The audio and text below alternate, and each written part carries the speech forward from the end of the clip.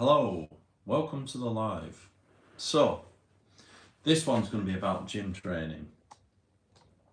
And it's titled, What's the Best Training Split? Right, so I'm going to explore this. Now, it's going to be quite a technical and in-depth live. So, if this is your cup of tea or cup of coffee, then stay with it because I think you're going to learn a lot here, right? Now, firstly, I'm not an expert in the gym. Been training in the gym pretty much all my life, since I was a teenager. On and off, I've had periods where I've been very fucking lazy, resulting in getting very fat, right? But I'm going to talk about what makes you fat as well, because it ain't the gym, it's what you eat, right? This is why I always create lots of cooking videos on my channel. I believe one of the biggest things you can do, no matter what split you do, right, if your diet's to shit, it isn't going to work, right? Because you can't out-train a poor diet. It's just so hard. It's virtually impossible. You'd have to be running 2 marathons a day to out-train a bad diet, right? A really bad diet. I'm over-exaggerating there, but you get the point. It's not sustainable, right? The amount of energy you burn in the gym compared to not eating a Mars bar, it's easier. That discipline of not putting things in your mouth is very difficult, but once you master it, everything becomes easier. So you've got to understand that. But we are going to talk about which is the most efficient training split, right? But the reason why I talk about diet is you've got to get that under control, right? So go on my channel, have a look at the videos. I've done, loads on like what's the best breakfast to eat. I've done videos on whole foods diet, all that kind of things. I've got a whole like flipping playlist on diet, right? So you've got to get that down. And then what you've got to do is go to my website, andyholt.co.uk, go to resources, go to diet plans and recipes. The whole philosophy is there. Just fucking read it and internalize it. Get that boxed off, right? Because no matter what training split you choose, you're going to need to get your diet under control, right? So I've got 4 rules. I'm just going to labour on the diet and then I'm going to move on to the training split. So if you go on my website, look at my, go to andyholt.co.uk, there's a link down below in the description, and go to resources, diet plans and recipes, right? Just go on there. There's 4 principles. Number 1, whole foods, right? You want to be eating whole foods, not processed foods. So you'd be wanting to be cutting out things like shop-bought bread and stuff. You can eat a little bit, but if you're going to employ, it's quite hard to go 100% whole food. So you might do an 80-20, right, or a 90-10, right? Just eat mostly whole foods. That means flipping protein in it, meat in its raw form. If you're not eating meat, then I've done a plant-based version of keto. I don't want to go into the technical. Well, I might do a bit in this live a bit later, but in terms of plant-based protein, you just got to make sure you're getting the right aminos. So you might need to supplement for things like B12 and because that's one of the common things. It's very hard to get B12, very abundant in meat, not in plants. So you've got to find what you end up having to do in plant-based proteins is mix. You can't get single source. You've got to you've got to be really, really knowledgeable with the diet, but it can be done. Right, so whole foods, rule number 1. Rule number 2, high protein. Obviously, there's a calculator on my website how to calculate your how much protein you need, all that kind of thing, what your maintenance calories are. Then the next one I would say is control your overall calories. You don't want to be fat, so you might have to go on a bulk, but it'll be a lean bulk, a clean lean bulk, only 300 or 400 calories above maintenance, not massive dirty bulks where you're just stuffing your face. And then your cut is a shallow cut as well, so you're always finding your maintenance and you're oscillating at 300 or 400 calories either way depending on your goal. And then lastly, you want to be focused on body inflammation. Now, if you're only wanting to get jacked, by all means, don't worry about body inflammation. Eat them fucking white carbs as much as you want, right? Because they will give you energy in the gym.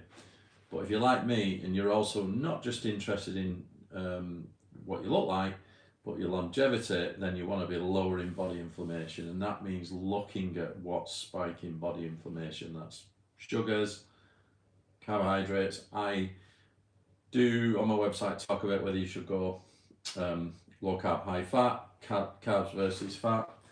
I did keto for years. There are huge benefits to cutting out and going either carnivore or keto, but I'll leave that to you, right? Let's talk about this. Let's say you've got the diet boxed off, right? Which is the best training split? Okay, because we need to get onto the topic rather than just talking about diet. There are many different ones. So it seems to be the way that when you're about 18, when you start training in the gym, you just do the bro split. Everyone, do you know the bro split? Everyone does the bro split, which is go in the gym, first thing you do is chest and arms, right? Everyone does fucking chest and arms, right? and that's just how it is. Everyone wants a big chest. A mate of mine, he just did chest and arms. He ended up with a massive chest, no back, no shoulders. A little bit of shoulders, because when you do chest, you get shoulders. But yeah.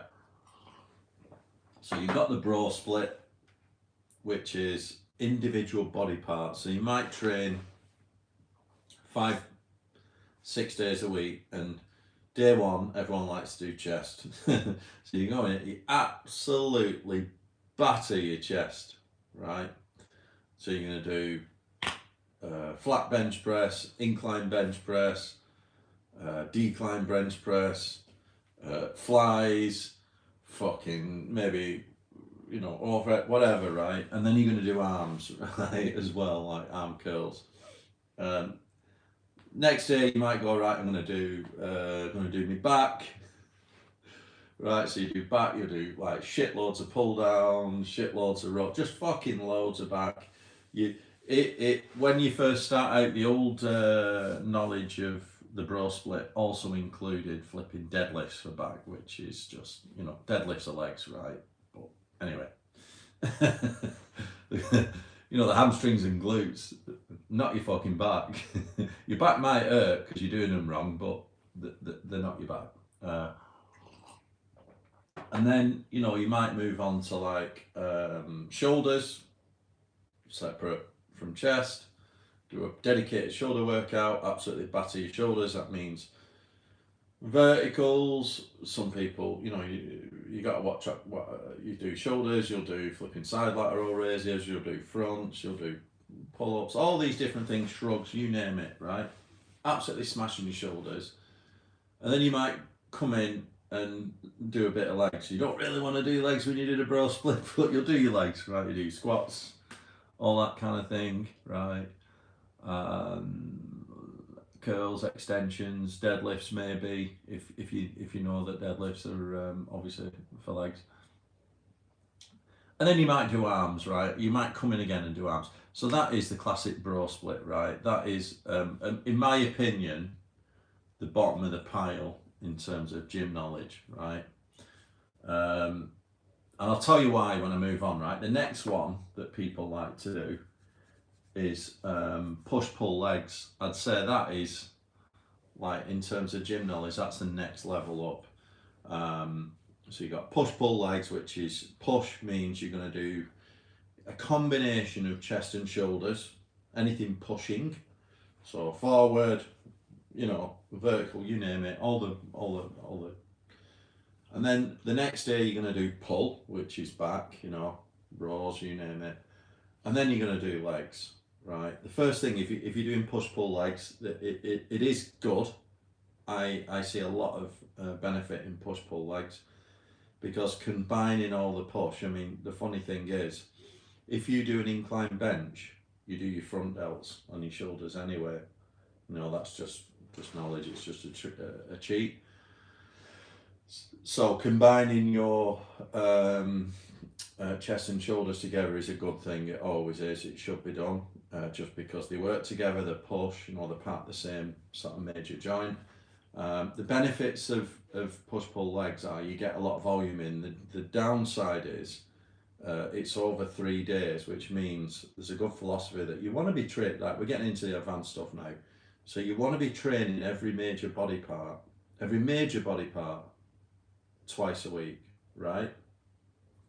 So if you're doing push-pull legs, that means you're in the gym 6 times, which is a lot of fucking time, right? If you're 18, fine, you're at college, you got loads of energy. I think that works, but you know, if you're in your 30s or your 40s, going in the gym 6 days might take its toll on your body. And the other thing with push-pull legs, so what happens when you do push-pull legs? People end up sometimes just do body part. Both problems with push-pull legs and bro split is getting the volume in the week. Training each body part twice a week is better. The bro split, obviously, because you're just battering your chest on day one, it needs a full week to recover, right? Because you've done too much volume in day one. The bro split, because you're doing each individual body part on a different day, you're seriously battering it in terms of volume, which means it takes a full week to recover. So you can only ever train it once, right? And I'm going to tell you what I think is better to get it twice in. Push-pull legs, same again. Right, now if you're doing 6 days a week push-pull legs, so twice, that is a shitload of volume and a lot of work, right? And the other problem with push-pull legs, I wouldn't do it in that order. I wouldn't do push, pull, then legs. Everyone wants to do chest on a Monday morning, don't they? It's just like you think it's the priority. It fucking ain't. I think your legs should start, right? Because you can train your back after your legs, but you don't want to train your legs after your back. So if you go in and do push, pull, which is back and then legs, if you train back before legs and your back is tired when you're training, you're doing your squats, it will really impede your progress. So I think you should never train legs directly after a heavy back session. I think you can do it the other way around. So if I was to do push-pull legs, I would do legs first, right? Or push, then legs, then back's probably better, you know, because then if you're doing a second one, you'd restart with, so you do push, then legs, then back, and then push again, which will work, right? You don't want to be training your back the day before you do your legs. I don't think so. I think, you know, if you've got sore back, you need to hold that back. If you're doing a back squat or something like this, you know, even if you're doing like Bulgarian split squats, you've got to hold a heavy dumbbell, your back's fucked. It's just going to impede all your progress.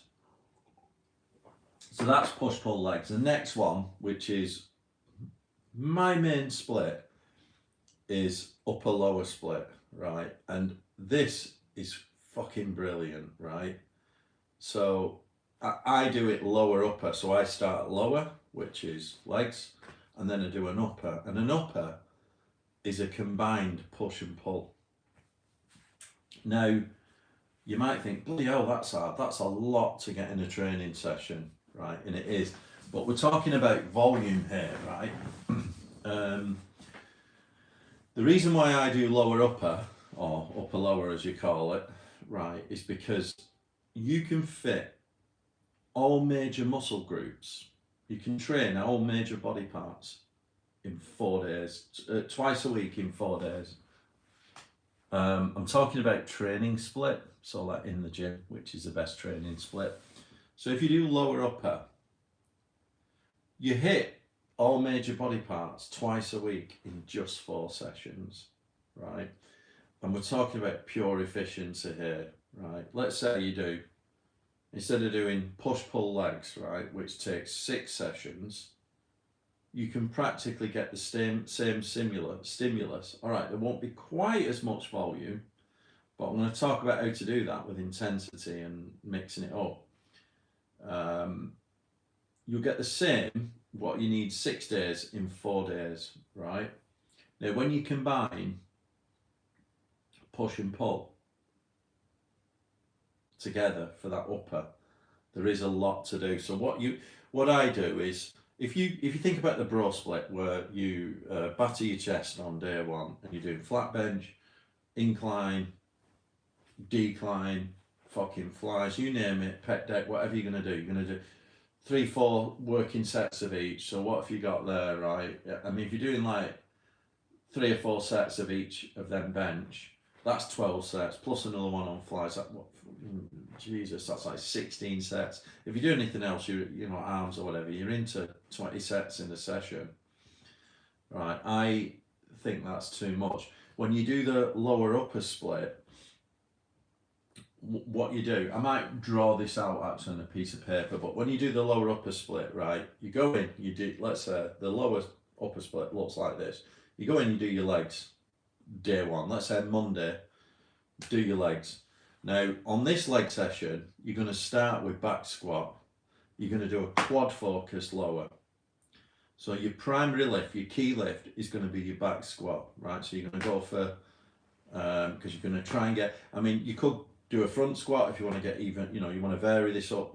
You've got this thing called a mesocycle. So every, say, 12 weeks, you want to switch up your key lifts every 12 weeks just so your body doesn't get used to it. So you might swap between a back squat, a front squat, a Bulgarian squat, but you're going to do some kind of squat on Monday, right? And it's going to be a quad focused key lift, right? Then you're going to do, after that, you might say add in some kind of a deadlift. That might be a trap bar deadlift, you know, Romanian deadlift, whatever you're going to do, right? Some kind of deadlift as a second lift. But you're going to be slightly tired by that point because you've got your key lift, right? Which is your front squat, your back squat. Right, and then you do all your other bits, extensions, curls on your legs, right? Day two, you're going to do your upper. And this is on a Tuesday. You're going to start with your a push focused upper. So you start on, well, actually, I would start on a pull. Right, so I would do, straight after that, I would do wide bar chin-ups, and then on the next meso, you can close them in, but you want to do chin-ups or something, some kind of pull-up, that, you know. Then, after you've done the chins, right, and if you can do them weighted, if you're a beast, and you can hang weights from between your legs, that's even better, right? So you can do chins. Let's say this one is a back-focused upper, right, a pull focused upper. So you're going to start with your wide bar, then you're going to do, because imagine it when you're doing like a push pull legs or a bro split, rather than doing all that push, you're going to slice it in half, and you're going to take out of them 16 sets, you're going to take 8 sets of push and 8 sets of pull. So imagine you're in your push pull legs, just cut it in half, what you do, right? And then on your first upper, you're going to do half the push and half the pull together, right? So you're going to do wide bar pull-ups, you're going to do incline chest, because that's the best one, right? I know everyone likes to do the flat bench, but that's just ego lifting because you can lift more. You want to do a slight incline or a 45-degree incline, because you'll not only get your chest, you'll also get your front delts, which is very efficient. So you're going to do incline press, then you're going to do some kind of rows. You know, you can do machine rows, you can do dumbbell rows. I actually quite like cable rows because it's just an amazing feeling if you get them heavy with a bench, and that kind of thing, right? And then you might do after that another chest exercise, and you know, it can be anything you want. You can do cable flies, you can do more. Sometimes I do more machine decline type flat. Right, so that's what you do, right? That's your first push, and the beauty here is instead of doing 16 sets on push or 16 sets on back, you've done 8 and 8, right? And the idea is the philosophy, when you come to do your second upper, you've recovered in 2 days because you've not battered your chest. So you're fresh to do more sets. You're more fresh to do more. If you do a bro split and you're doing 16, 20 sets on your chest, once you've done 1 or 2 exercises, the back half of that session, you're fucked. you're just pushing yourself through it. You're just overtraining your muscles. You're fucked. You're better to stop at that point. This is why upper lower works. Stop at that point and do your back, half your back. So that in 2 days' time you're recovered, you can do the other half. You know what I mean? We're splicing it in half, right? So that's your second day, Tuesday. Wednesday, you can have a day off, right? You can fully recover. Or what I used to do sometimes is do what I call a recovery day. So I might do some isolations, right? If you are fully recovered, you can go straight back in to do your legs. But on your second leg session, you're on a hinge focus, so you're on more of a deadlift. So you're going to start with your key lift, which will be a deadlift. And you can either do a Romanian deadlift, or you might do, say, trap bar deadlift, which is very safe. You can go super heavy and it's very safe. Good thing about doing trap bar deadlift like this is it will get a bit more of your quads as well. So because you're not doing a back squat the second time round, you're going to do that kind of hinge movement, and then straight after that you're going to do some kind of squat, and that might be weighted lunges, reverse lunges, or you might do Bulgarian split squats or something like that second, right? So, and then your last session, which is your fourth session, is your push focused upper. That's where you're going to start with chest, and you're going to do another 8 working sets, or 6 to 8 working sets on your chest, and then same on your pull. Right, you're doing the other half of your pull. So you see what we've done there? We've spliced your push and pull, your all upper body in half. You do half the sets. So you do lower, quad focus lower, half your back and half your chest, half your push and half your pull. Right, you do, first day one, you do quad focus lower with a bit of hinge. Day 2, you do half your pull, back, and half your push, chest and shoulders. Right, day 3, you do your hinge focused lower. So you start with some kind of deadlift or a hinge or whatever, and then do a bit of squat. And then day 4, you're going to do a push focused upper. So your key lift is going to be your chest, whether it's dumbbells, bench, whatever you're going to do, right? Followed by the rest of your back. And doing it that way, you can do it all in 4 sessions, 45 minutes to an hour each. Very efficient, and you're fresher for more of your sets. Rather than trying to do all your back on day 1, you're doing half here and half here, which means you're fresher for more sets. Right, how to make this slightly more efficient again? Even more efficient, I would say, add intensity. So there's this, I've got a few books here. These two probably the best. Let's have a look. Mike Mensa. High Intensity Training by Mike Mensa. This guy's like a scientist, and the guy he learnt from, well, this is by Gary Bannister, but it's about Arthur Jones, the pioneer of the Nautilus. Nautilus. They're called Nautilus machines. You know, the isolation machines. He came up with these machines. Yeah, the Nautilus inventor, Arthur Jones. So he was pretty much invented all these fancy gym machines, and you know, Mike Mensa is the same, right? Another person. This high intensity training method is actually based on lowering your volume, right? Training less, but more at high intensity, and it got that extreme that some people just train 1 day a week, full body, 1 set to failure in each sort of major muscle group. And it works. And there are people like that. Like, I think one of the best examples of the high intensity training method, somebody that I think is brilliant, is Dorian Yates. You know, you can still follow him on online and on Instagram, and he's still doing it.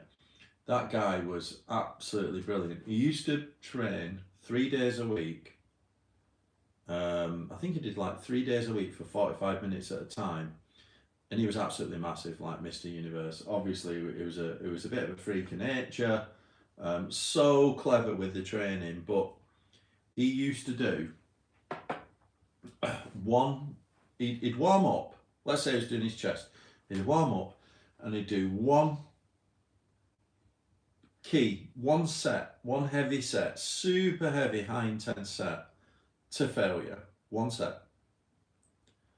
And then he'd add another set in, which was where he did negative to failure. So this is where somebody was helping him up and he'd just go down to failure. Now that whole one set to failure thing, I've had many discussions with people at my jiu-jitsu gym, because Glyn likes that method. He likes Mike Mentor. I'm fascinated by Mike Mentor. Also with Chris, busy becoming myself, my mate, who likes to train that way. And I do believe that it works, but you have to be super scientific with it. One of the issues I have with that method is nobody trains like that anymore. Only a few people. It's very small. And you might think, why? Why does nobody train the single set to failure method? Well, if you look at any modern fitness influencer, all the big ones, and I'm going to get onto another training split that might make sense. They don't really do that anymore, because at the time you had Dorian Yates that was doing the whole single set to failure or whatever, and he might have done his negative. And then you had Arnold Schwarzenegger that was training 6-7 days a week, twice a day. So Arnold was like over volume. Dorian Yates was, and I know Dorian is more modern. Arnold was before Dorian Yates, I would say, in terms of his career. Arnold was getting in every day. Dorian Yates was doing the whole like Mike Mentor type thing.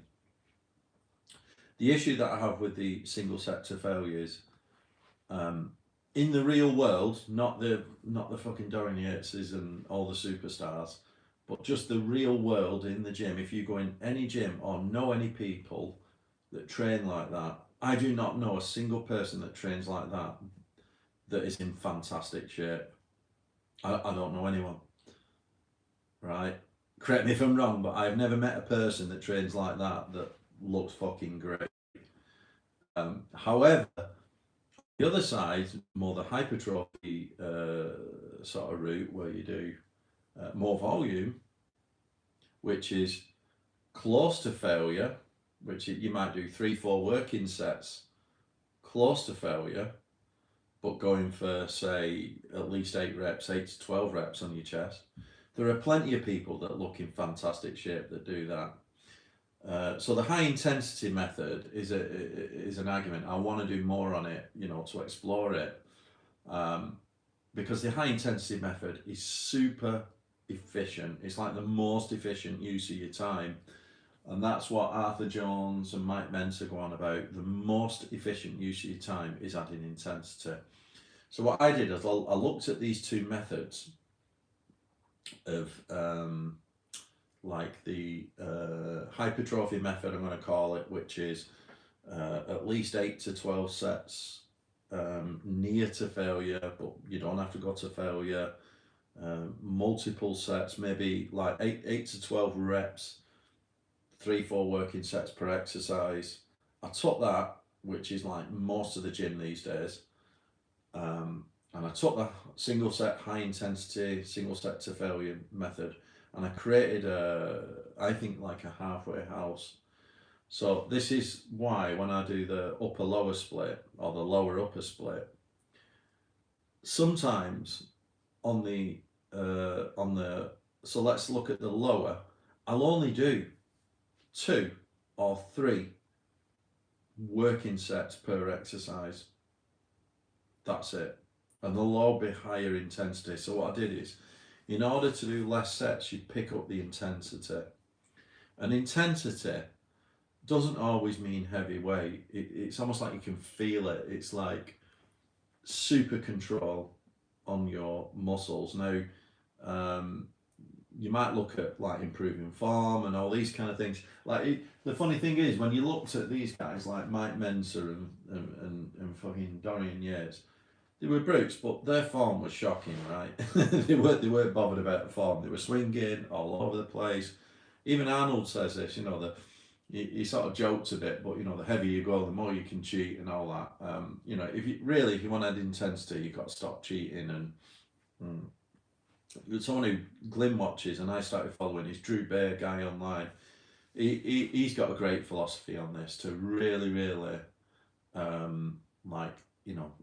control and isolate. You're almost trying to like really focus on that muscle.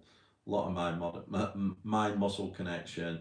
You're trying to isolate. You're not fucking swinging. So you can add intensity that way, right? By really, really slow as well. There's this thing called time under tension. So the guy who I know is in the gym. He's massive. He's been weight training for years. You can tell he's an ex bodybuilder. He's still fucking massive, but he's getting on. And he now says, because of his age, he doesn't try and go too heavy with the weight. But what he does is he slows it right down, and it's called time under tension, right? This is another thing. So if you're getting on, you can slow it down and time under tension. So you might say 1 second up, 3 seconds down. And I've seen another guy, the athlete guy who's online. He talks about this. He talks about like trying to get, if you're doing a chest set, he said the reason why you should try and do 12 is because if you do 1 second up and 3 seconds down, that equates to 45 seconds total muscle under tension. So you could take that philosophy, maybe go a bit heavier, go to eight reps, and just add time, like 4 seconds down or 2 seconds up, whatever, right? So you can do that. So what I do now, sometimes, when I'm short on time, when I do a push, I literally might just do 2 or 3 working sets on my chest incline bench press, and that's it, right? And because you've only done a few, like that lower upper split, when you do the upper, you're just doing 6 sets on push and 6 sets on pull or whatever. Because you've not absolutely smashed the shit out of your chest like you would do on a bro split, you're not doing 20 sets on your chest. In 2 days, you'll recover, and this gets even easier when you're on that kind of low carb. My diet, which is like whole foods diet, high protein, low carb, because you've lowered your body inflammation, you can recover like that, even if you're getting it, even if you're in your 30s, 40s, or 50s, or whatever. If you sort your diet out so your body inflammation is low, you can recover super quick. So what I do, I've even got weights at home. I tend to train now fewer working sets or fewer heavy sets more frequently, which leads me into another training split, which I really like.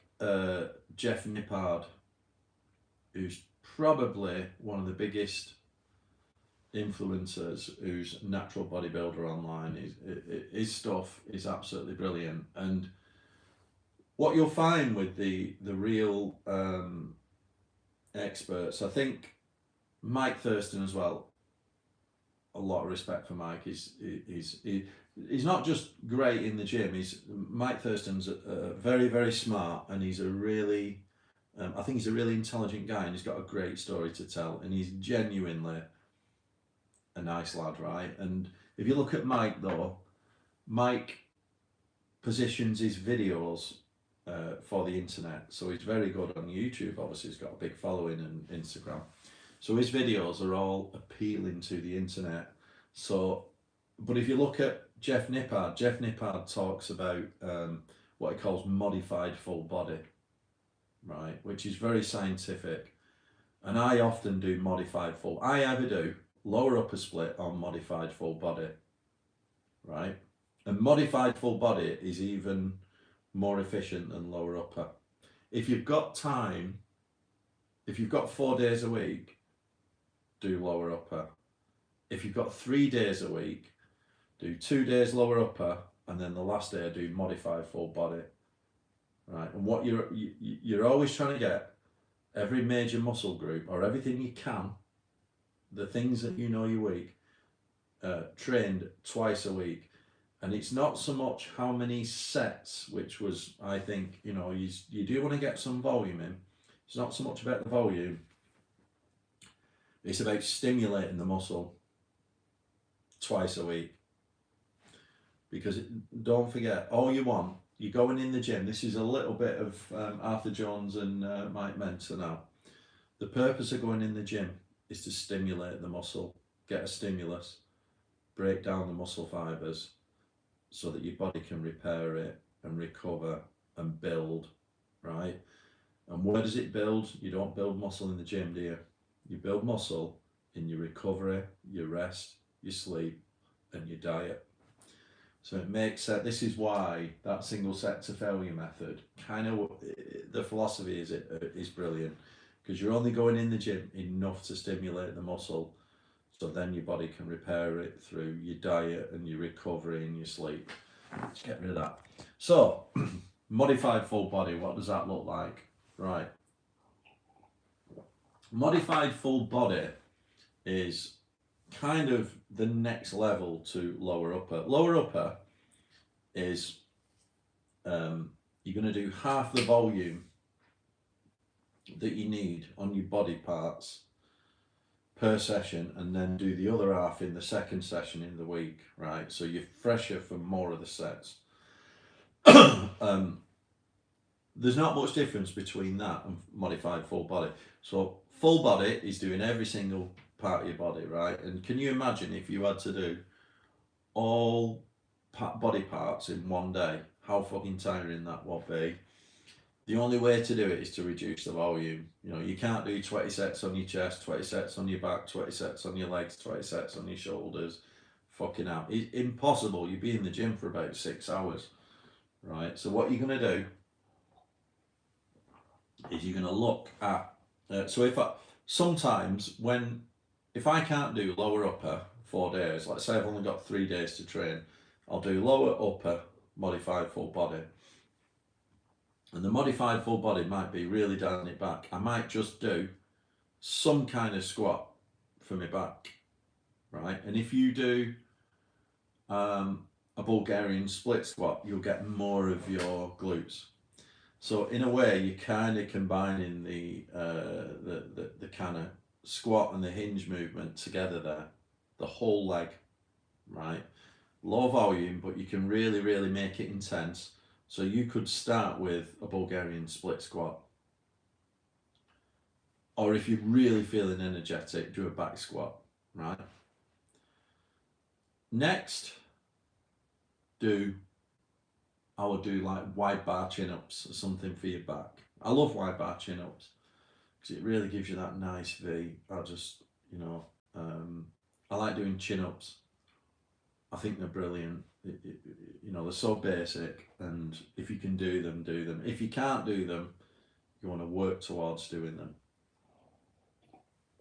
And then I would do an incline press, which gets your chest and your front delts. And then I would literally do, the only isolation I would ever do is lateral raises.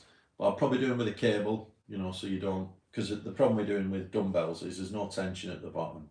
If you do it with a cable, you can keep the tension through the whole movement.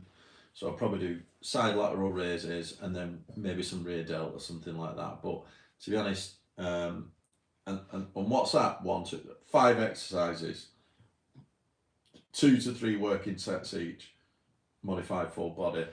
Right, another way of doing modified full body is what Jeff Nippard does. He trains what's recovered, right? So if your hamstrings have not recovered quite, but your quads are okay, you might do a front squat, which is focused more on your quads to give your hamstrings a bit of a rest, right?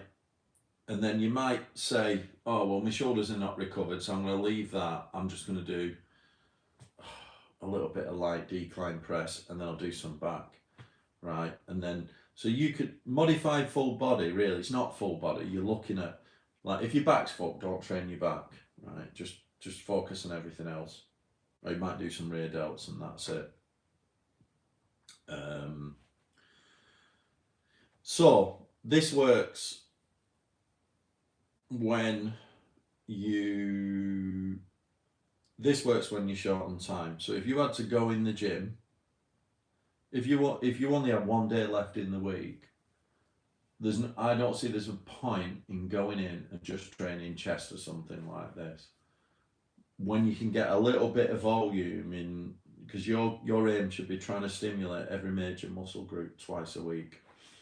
That's why modified full body works. So if you haven't got enough time, so if you're doing push pull legs, let's say you've done, and again, don't do your pull before your legs, right? So you might do legs, push, pull, no, because that would mean legs again.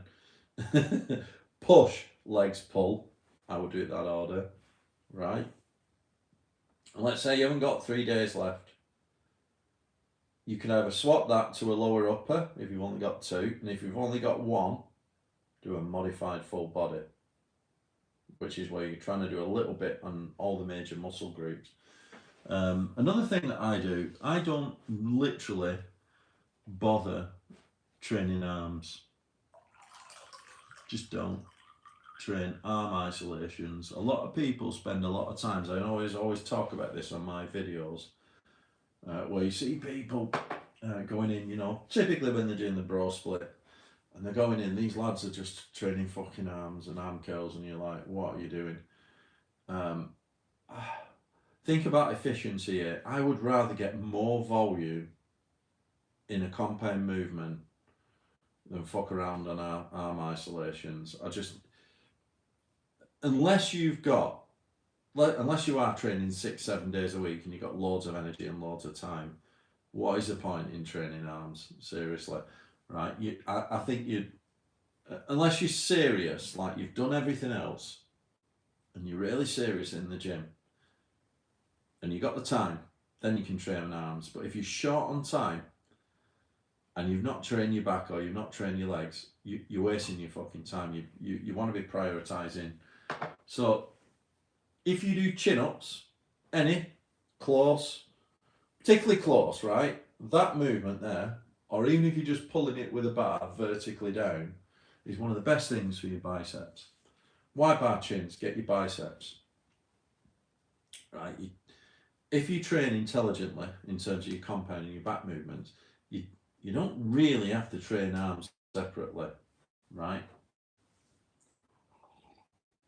You might top up with a bit of, but the idea of doing like loads and loads of sets of arm curls, I wouldn't bother.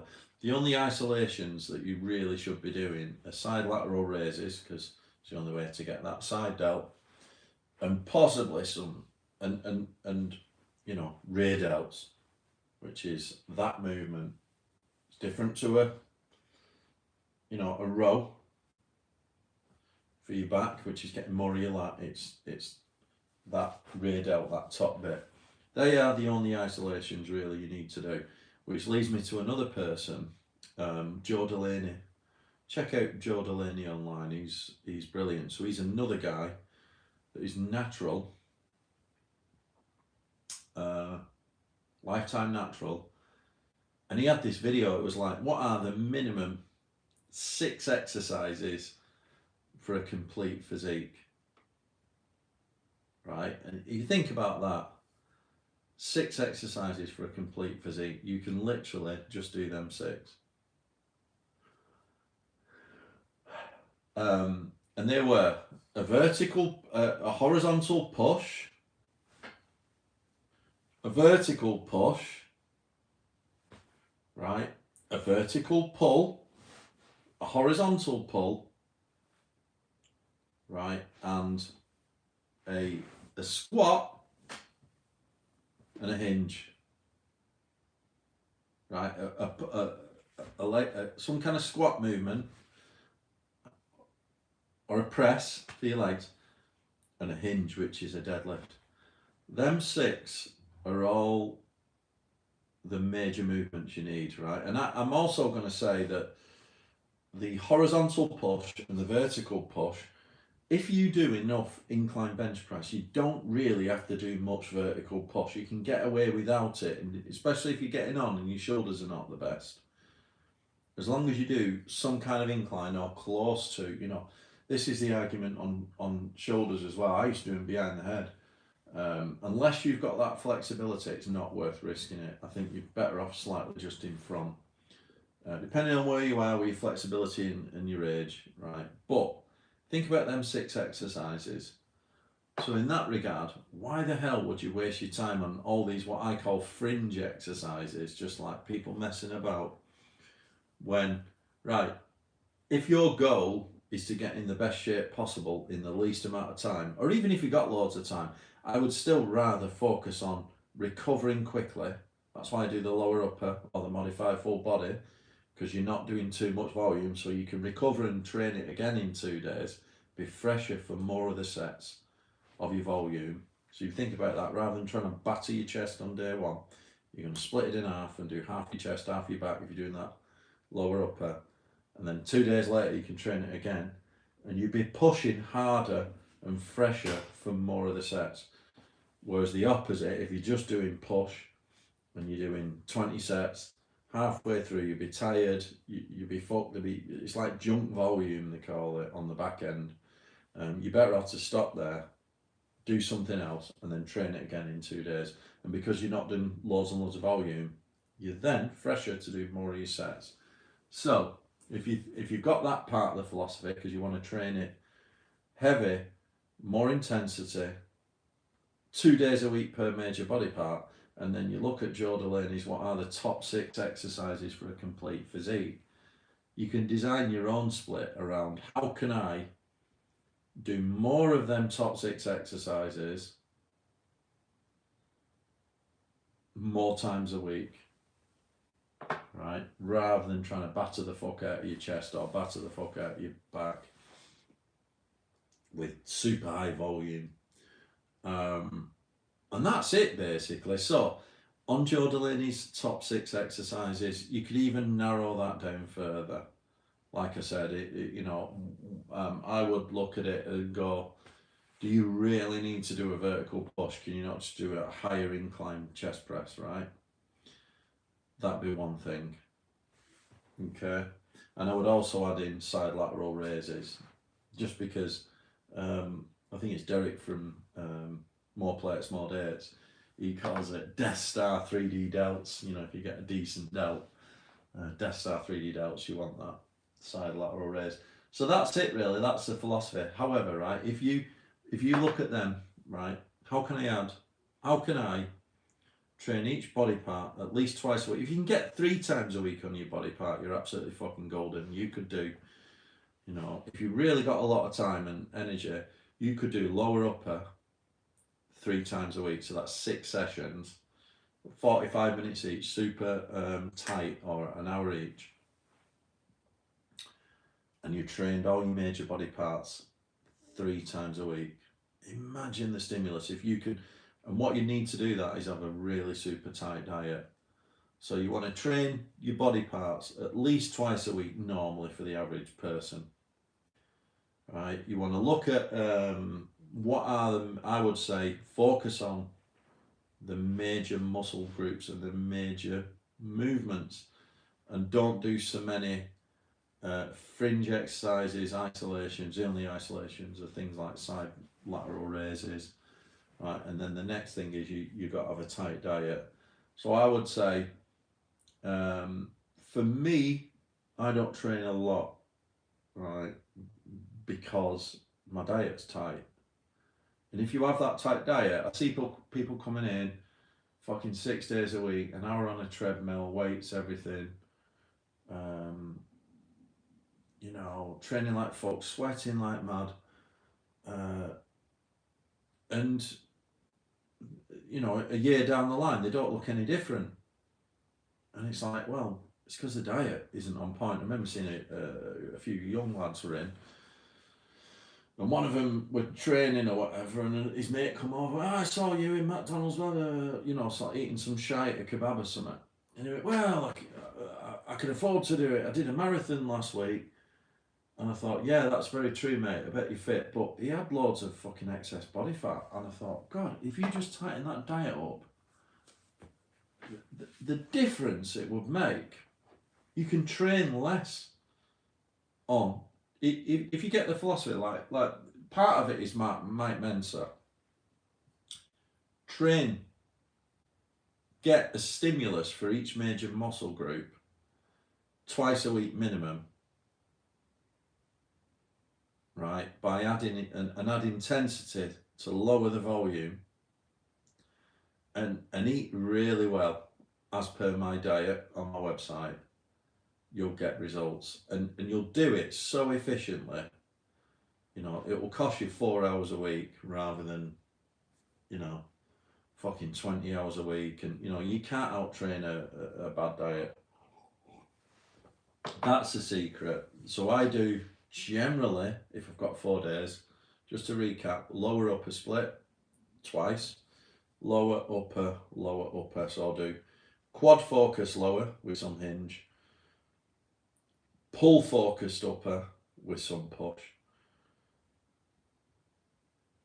hinge focus lower with some squat, and then a push focused upper with some pull. That's what I do. If I'm short on time, or I haven't quite fit in, if I can't quite get in my lower upper, I'll swap it for a modified full body. So I might do lower upper modified full body if I'm really tight on time. And if I only train once in a week, definitely modified full body. So it all depends on time. You can do it very, very efficiently. Sometimes if I'm training 5 days, I'll do shorter sessions, and I might do like the push-pull legs, but I'll do it in the order of push, legs, pull, and then I might do lower upper. Right, so it just depends. Sometimes I might do push, legs, pull, then a modified full body. It just depends on where I'm at. But it doesn't really matter, you know, because when I do that push-pull legs thing, I might only train half an hour per time rather than an hour, or maybe a bit longer on the legs, because really it's like training intelligently, looking at the volume, lower volume, higher intensity, and you're gonna splice your volume so you train it twice a week, right? So you want to train each major muscle group twice a week with enough intensity to get a stimulus, right? And then you just want to eat well. That's the secret. That's the best training split. You can design your own depending on what time you've got. Email me if you want a workout plan. I might put one on my website at some point, because I do have a really good simplified workout plan that a lot of people ask me that I know in my personal life. And I got it from my mate Adam, who if you go on my channel, I did an interview with Adam. He was my personal trainer. He's so knowledgeable. Adam's really good at this. He's got his gym obviously at Profit Bolton. I learned a lot from Adam. So I can put that up, you know, in terms of what I do, that lower upper split, and then what to do if it goes full body or if you're doing push-pull legs. I might put them on my website at some point. Obviously I've got the diet plan and recipes, which I think is easy 85% of your results. You know, you're going in the gym for a stimulus. At some point I might add in the training plan, right? All right, thanks very much. I've got to shoot because I've got a meeting. Hope that was useful. Yes, it was super technical. I know it is, but try and understand that philosophy. You don't want to do too much volume in a day when you can sandwich it and do more. You can be fresher for more sets by training it twice in a week. Hope that made sense. Hope you can progress from your bro split into something more intelligent. All right, see you all next time.